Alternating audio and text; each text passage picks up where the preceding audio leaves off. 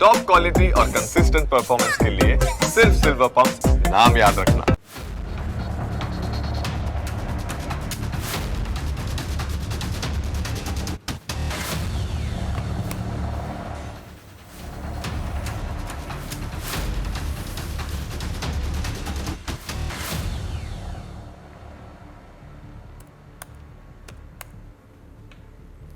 Break બાદ આપનું ફરી સ્વાગત છે। આખી દુનિયાની નજર અત્યારે હોર્મુઝની સમુદ્રધુની પર છે। અમેરિકાએ ઈરાનના તમામ બંદરોની એવી આકરી નાકાબંધી કરી છે કે ઈરાનનો આર્થિક શ્વાસ રૂંધાવા લાગ્યો છે। ઈરાન બીજા દેશો સાથે કોઈ વેપાર ન કરી શકે, એટલે કે કંઈ પણ વેચી ન શકે કે કંઈ પણ ખરીદી ન શકે એવો બંદોબસ્ત કરવામાં આવ્યો છે। અમેરિકા દાવો કરી રહ્યો છે કે માત્ર 1.5 દિવસમાં જ ઈરાનનો દરિયાઈ વેપાર લગભગ ઠપ થઈ ગયો છે। અમેરિકા એવો પણ દાવો કરી રહ્યું છે કે ઈરાનનું અર્થતંત્ર 90% જેટલું દરિયાઈ વેપાર પર નિર્ભર છે અને અત્યારે ત્યાંથી એક પણ જહાજ પસાર થઈ શકતું નથી। જોકે આ સમાચાર વચ્ચે એક વાત સમજવા જેવી છે। હોર્મુઝની સમુદ્રધુનીમાંથી હજુ પણ કેટલાક વ્યાપારી જહાજો પસાર થઈ રહ્યા છે, પરંતુ તેનો અર્થ એ નથી કે નાકાબંધી નિષ્ફળ ગઈ છે। હકીકતમાં અમેરિકાએ માત્ર ઈરાનના બંદરો બ્લોક કર્યા છે। આંતરરાષ્ટ્રીય જળમાર્ગને જે જહાજોને ઈરાન સાથે લેવા દેવા નથી તેઓ ત્યાંથી પસાર થઈ શકે છે, કારણ કે આંતરરાષ્ટ્રીય જળમાર્ગ રોકો એ કાયદેસર રીતે ખોટું ગણાય। અમેરિકાના દળો ઈરાન સાથે જોડાયેલા કોઈપણ જહાજોને હજારો માઇલ દૂર આંતરરાષ્ટ્રીય દરિયામાં રોકી શકે છે।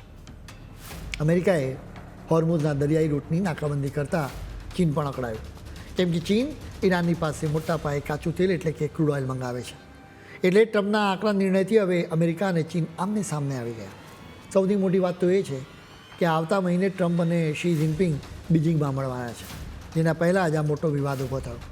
ઈરાન યુદ્ધ પર છેલ્લા 7 અઠવાડિયાથી મૌન ધારણ કરનાર શી જિનપિંગે આખરે મંગળવારે પોતાનું મૌન તોડ્યું। તેમણે ચેતવણી આપી છે કે દુનિયાની વ્યવસ્થા અત્યારે વેરવિખેર થઈ રહી છે। બીજી તરફ ચીનના વિદેશ મંત્રાલયે અમેરિકાની નાકાબંધીને અત્યંત જોખમી અને બેજવાબદાર ગણાવી। હોર્મુઝ સિવાય અમેરિકાની નજર હવે બીજા એક રૂટ પર પડી છે, જેનાથી ચીનનું ટેન્શન હજી પણ વધી શકે છે। અમેરિકા અને ઇન્ડોનેશિયાએ સોમવારે સંરક્ષણ ક્ષેત્રે ભાગીદારી કરી, જેના લીધે અમેરિકાના લડાકુ વિમાનો કોઈ રોકટોક વિના ઇન્ડોનેશિયાના હવાઈ ક્ષેત્રમાં ફરી શકશે, જેના લીધે જ મલક્કાના દરિયાઈ રૂટ પર અમેરિકા નજર રાખી શકશે। તમે નકશામાં જુઓ કે આ રૂટ ક્યાં આવ્યો છે। મલેશિયા, સિંગાપોર અને ઇન્ડોનેશિયા એમ 3 દેશો મલક્કાના રૂટને કંટ્રોલ કરે છે। દુનિયાનો 40% વેપાર આ જ રૂટ પરથી થાય છે। ઈરાને જે રીતે હોર્મુઝના રૂટને કંટ્રોલ કર્યો ને એ જોતાં અમેરિકાને સમજાઈ ગયું કે વેપાર માટે મહત્ત્વના દરિયાઈ રૂટ પર કબજો કરવાથી ફાયદામાં રહેવાય છે। આમ તો અમેરિકા આ રૂટ પર નિર્ભર નથી, પરંતુ વ્યૂહાત્મક રીતે એનું ગજબનું મહત્ત્વ છે। મજાની વાત એ છે કે ચીન અને જાપાન આ જ રૂટથી કાચું તેલ અને ગેસ મેળવે છે, બલકે ચીન તો એનું 80% ઓઇલ આ જ રૂટ પરથી મેળવે છે। એટલે જ હોર્મુઝમાં અમેરિકાના નાકાબંધી છતાં મલક્કા પર અમેરિકાનો કંટ્રોલ થઈ જાય તો ચીન માટે મુસીબત ઊભી થઈ શકે છે। મૂળે મલક્કા ચીનની નબળાઈ છે। આપણા ભારત માટે આ રૂટ ખૂબ ખાસ છે, કેમ કે ભારતનો લગભગ 50% વેપાર આ જ રૂટ પરથી પસાર થાય છે। એટલે જો આ રૂટ પર અમેરિકાનો કંટ્રોલ થઈ જાય ને તો એની ભારતને પણ અસર થઈ શકે। સુરક્ષાની દૃષ્ટિએ પણ ભારત માટે ખૂબ જ મહત્ત્વનો દરિયા માર્ગ છે। હવે ટ્રમ્પે ચીન માટે એક પોસ્ટ કરી છે, જેમાં લખ્યું કે ચીન ખૂબ જ ખુશ છે કે હું હોર્મુઝના રૂટને કાયમી રીતે ખોલી રહ્યો છું। હું તેમના માટે આ કામ કરી રહ્યો છું અને વિશ્વ માટે પણ। આવી સ્થિતિ ફરી ક્યારેય ઊભી નહીં થાય। તેઓ ઈરાનને હથિયારો ન મોકલવા માટે પણ સંમત થયા છે। જ્યારે હું થોડા અઠવાડિયામાં ત્યાં પહોંચીશ ને ત્યારે રાષ્ટ્રપતિ શી જિનપિંગ મને ઉમળકાભેર ભેટી પડશે। અમે બહુ હોશિયારીથી અને ખૂબ સારી રીતે સાથે મળીને કામ કરી રહ્યા છીએ। શું આ લડાઈ લડવા કરતાં પણ વધુ સારું નથી?